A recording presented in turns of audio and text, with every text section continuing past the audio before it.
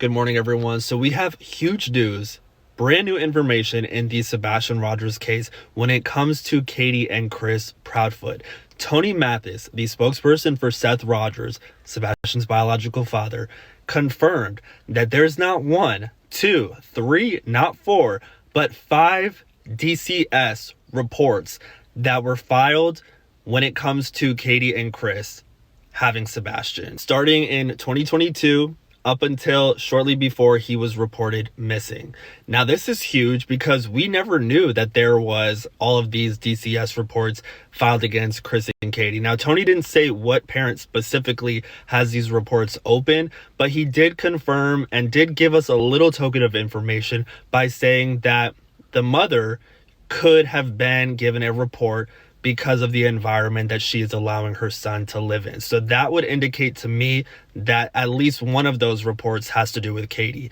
The others likely to do with Chris. Tony also confirmed that in the fall of 2022, Sebastian was actually supposed to go and live with Seth, his biological father. Katie and Chris Proudfoot did not want Sebastian living with them anymore for whatever reason. Now, the narrative that Seth couldn't take care of Sebastian, couldn't have custody of Sebastian because he's an unfit parent or because his house wasn't in order, Tony is saying that that's not true. He's basically saying that Sebastian was put on a wait list to do some online school program in Clarksville, Tennessee, which is where Seth Rogers is living. But the wait list was so long that Sebastian couldn't get into that online school program.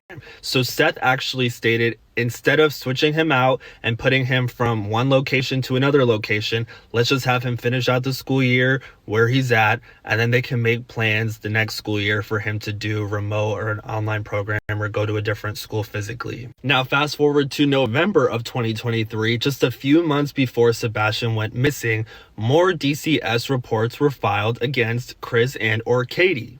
And it was around this time period that Katie and Chris called Seth and basically told Seth that they wanted to put Sebastian in a behavioral center of some sort. They basically told Seth that they were at their wits' end, that there was behavioral issues with Sebastian at home, that there was behavioral issues with Sebastian at school, and they were just done with it. So they were going to send him to this center. Now, Seth said, send him the information over. So they sent Seth the information regarding the place that they were going to think about sending him to. Seth looked into it and realized that multiple children had actually passed away at this school. And Seth was the one that said, no, absolutely not. He's not going here. So that just puts into perspective how much Katie and Chris Proudfoot have been hiding, how much that they have not been coming forward with. And it also puts into perspective how much Seth truly loves his child. The fact that he is going the extra mile to make sure that his child is in a safe environment back then.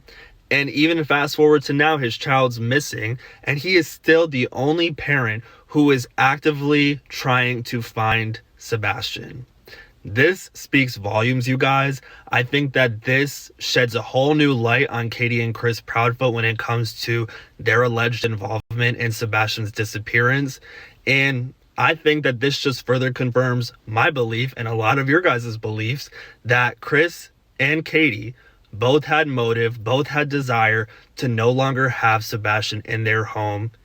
And they had to have been a part of Sebastian's disappearance to some extent.